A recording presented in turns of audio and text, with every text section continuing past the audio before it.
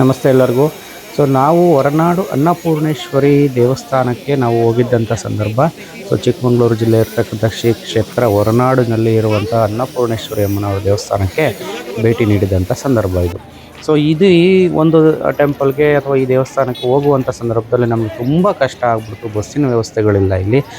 ಹೊರನಾಡಿಗೆ ಹೋಗುವಂಥವ್ರು ಯಾವುದೇ ಕಾರಣಕ್ಕೆ ಬಸ್ಗಳನ್ನು ನೆಚ್ಕೊಂಡಂತೂ ಅಥವಾ KSRTC ಬಸ್ಗಳನ್ನು ನೆಚ್ಕೊಂಡಂತೂ ಯಾವುದೇ ಕಾರಣಕ್ಕೆ ಹೋಗಬೇಡಿ. ದಿನಕ್ಕೆ 2-3 ಬಸ್ ಅಷ್ಟೇ ಬರ್ತಕ್ಕಂಥದ್ದು ಇಲ್ಲಿ ಹೊರನಾಡಿಗೆ. ಅಷ್ಟೊಂದು ಬಸ್ಸಿನ ವ್ಯವಸ್ಥೆ ಇಲ್ಲ. ಓನ್ ವೆಹಿಕಲ್ ಆದರೆ ಅಷ್ಟೇ ನೀವೇನು ಮಾಡಿ ಹೊರನಾಡಿಗೆ ಯಾವತ್ತಿದ್ರೂ ಭೇಟಿ ನೀಡಿ. ನಾವು ಈ ತಪ್ಪನ್ನು ಮಾಡ್ಕೊಂಡಂಥದ್ದು ನೀವು ಯಾವುದೇ ಕಾರಣಕ್ಕೆ ಈ ತಪ್ಪನ್ನು ಮಾಡ್ಕೊಳ್ಬೇಡಿ. ನಾವು ಹೇಗೆ ಮಾಡೀವಿ ಅಂದರೆ ಫಸ್ಟು ಧರ್ಮಸ್ಥಳಕ್ಕೆ ಹೋಗಿ ಧರ್ಮಸ್ಥಳವನ್ನು ಅಲ್ಲಿ ದರ್ಶನ ಮುಗಿಸ್ಕೊಂಡು ಕುಕ್ಕೆ ಸುಬ್ರಹ್ಮಣ್ಯಕ್ಕೆ ಬಂದ್ವಿ. ಕುಕ್ಕೆ ಸುಬ್ರಹ್ಮಣ್ಯದಲ್ಲೂ ದರ್ಶನ ಆಯಿತು. ಅಲ್ಲಿಂದ ನಾವೇನು ಮಾಡಿ ಶೃಂಗೇರಿಗೆ ಹೋದ್ವಿ. ಶೃಂಗೇರಿನಲ್ಲಿ ಹೋಗಿ ಅಲ್ಲಿ ಒಂದಿಷ್ಟು ಅಕ್ಷರಾಭ್ಯಾಸವನ್ನು ಮಾಡಿಸಿ ಅಲ್ಲಿ ದೇವರ ದರ್ಶನವನ್ನು ಮಾಡಿ ಅಲ್ಲಿಂದ ಹೊರಟಿದ್ದು ನಾವು ನೆಕ್ಸ್ಟ್ ಹೊರನಾಡಿಗೆ.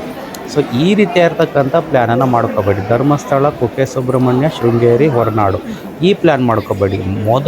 ಮೊದಲು ನೀವೇನು ಮಾಡಬೇಕು, ಹೊರನಾಡಿಗೆ ಹೋಗ್ಬೇಡಿ.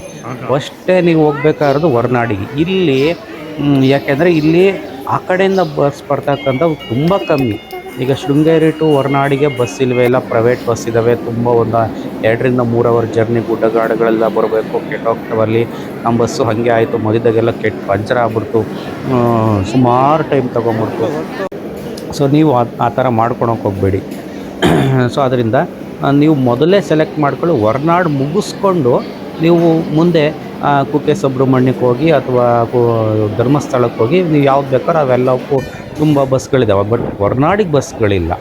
ಓನ್ ವೆಹಿಕಲ್ ಆದರೆ ನೀವು ಹೇಗೆ ಬೇಕಾದರೂ ಪ್ಲ್ಯಾನ್ ಮಾಡ್ಕೋಬೋದು. ಬಟ್ KSRTC ಬಸ್ಸಲ್ಲೋ ಮತ್ತೊಂದು ಪ್ರೈವೇಟ್ಗಳಲ್ಲೋ ಹೋಗುವಂಥವ್ರಿಗೆ ಒಂದು ಸ್ವಲ್ಪ ಎಚ್ಚರಿಕೆಯಿಂದ ಈ ಪ್ಲ್ಯಾನನ್ನು ಮಾಡ್ಕೊಂಡೋಗಿ.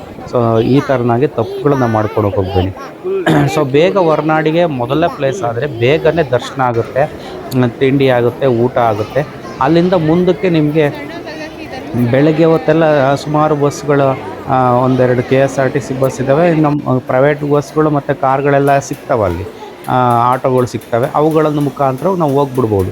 ಮಧ್ಯಾಹ್ನ ಆದಂಗೆ, ಸಂಜೆ ಆದಂಗೆ ಬಸ್ಗಳೇ ಸಿಗೋದಿಲ್ಲ. ಯಾವುದೇ ಕಾರಣಕ್ಕೆ ಸಂಜೆ ಪ್ಲ್ಯಾನ್ಗಳನ್ನು ಮಾಡ್ಕೊಂಡು ಹೋಗಬೇಡಿ. ಅಲ್ಲಿ ಸ್ಟೇ ಆಗೋದು ತುಂಬ ಕಷ್ಟ. ರೂಮ್ಗಳಿಲ್ಲ ಅಷ್ಟೊಂದು, ಊರಿಲ್ಲ ಅಷ್ಟೊಂದು ಅಲ್ಲಿ. ಅದರಿಂದ ತುಂಬ ಕಷ್ಟ ಆಗುತ್ತೆ. ಅದರಿಂದ ಮೊದಲ ಪ್ಲ್ಯಾನು ಹೊರನಾಡಿರಲಿ. ಆ ನಂತರದಲ್ಲಿ ಶೃಂಗೇರಿಗೆ ಹೋಗಿ, ನಂತರದಲ್ಲಿ ಧರ್ಮಸ್ಥಳಕ್ಕೆ ಹೋಗಿ ಕುಕ್ಕೆ ಸುಬ್ರಹ್ಮಣ್ಯ ಲಾಸ್ಟ್ ಮಾಡ್ಕೊಳ್ಳಿ. ಈ ನಿಟ್ಟಿನ ಒಂದು ಪ್ಲ್ಯಾನ್ ಮಾಡಿಕೊಂಡ್ರೆ ನಿಮಗೆ ಈ ಪ್ಲೇಸ್ಗಳೆಲ್ಲ ಚೆನ್ನಾಗಿ ಕವರ್ ಆಗ್ತವೆ, ಬೇಗ ಕವರ್ ಆಗ್ತವೆ. ನಮಗೆ ಈ ಹೊರನಾಡು ಒಂದು ದಿನ ಹಿಡಿದ್ಬಿಡ್ತು. ಶೃಂಗೇರಿಗೆ ಹೋಗಿ ಶೃಂಗೇರಿ ಮುಗಿಸ್ಕೊಂಡು ಹೊರನಾಡು ನೋಡೋದ್ರೊಳಗೆ ಸಂಜೆ ಆಗ್ಬಿಡ್ತು. ಹೊರನಾಡು ನೋಡ್ಕೊಂಡು ವಾಪಸ್ ಬರೋದ್ರೊಳಗೆ ರಾತ್ರಿ ಆಗ್ಬಿಡ್ತು. ಅದರಿಂದ ಯಾವುದೇ ಕಾರಣಕ್ಕೆ ಶೃಂಗೇರಿ ಟು ಹೊರನಾಡು ಹೋಗೋದಕ್ಕೆ ಹೋಗಬೇಡಿ. ಬಸ್ಗಳ ವ್ಯವಸ್ಥೆ ಇಲ್ಲ, ಯಾವುದೇ ಕಾರಣಕ್ಕೂ ಇಲ್ಲ. ಪ್ರೈವೇಟ್ ಬಸ್ ಇದ್ದಾವೆ. ಸುಮಾರು 2-3 ಅವರ್ ಜರ್ನಿ ತಗೊಳ್ತಾರೆ. ಅದನ್ನು ಎಷ್ಟನ್ನು ಆಗ್ಬೋದು, ಬಟ್ ವ್ಯವಸ್ಥೆಗಳು ಚೆನ್ನಾಗಿದ್ರೆ ಹೋಗ್ಬೋದು. ಬಟ್ ವ್ಯವಸ್ಥೆ ಅಲ್ಲಿ ಹಂಗಿಲ್ಲ. ಅದರಿಂದ ಮೊದಲ ಪ್ಲ್ಯಾನು ಹೊರನಾಡಿಗೆ ಹಾಕ್ಕೊಳ್ಳಿ. ಹೊರನಾಡು ಆದಮೇಲೆ ಮಿಕ್ಕಿದಂಥ ಪ್ಲ್ಯಾನ್ ಹಾಕ್ಕೊಳ್ಳಿ. ನಾವು ಹೋಗಿ ಹೊರನಾಡಲ್ಲಿ ದರ್ಶನ ಮಾಡಿಕೊಂಡು ಒಂದು ಒಳ್ಳೆ ಊಟ ಆಗುತ್ತೆ. ಹೊರನಾಡಿನಲ್ಲಿ ತುಂಬ ನೀಟ್ನೆಸ್ ಆಗಿ ಎಲ್ಲವನ್ನು ಮೇಂಟೈನ್ ಮಾಡಿದ್ದಾರೆ. ಅಮ್ಮನವರ ದರ್ಶನ ಆಗುತ್ತೆ. ಒಳಗಡೆ ಎಲ್ಲ ಮೊಬೈಲ್ಗಳೆಲ್ಲ ಇಲ್ಲ ದೇವಸ್ಥಾನದ ಒಳಗೆ. ಅದರಿಂದ ಒಳಗಡೆ ಯಾವುದು ಫೋಟೋ ತಗೊಂಡಿಲ್ಲ ನಾನು. ಇದು ಶ್ರೀ ಕ್ಷೇತ್ರ ಹೊರನಾಡು ಅನ್ನಪೂರ್ಣೇಶ್ವರಿ ದೇವಿಯವರ ಒಂದು ದೇವಸ್ಥಾನದ ಹೊರಭಾಗದ ಚಿತ್ರಣ.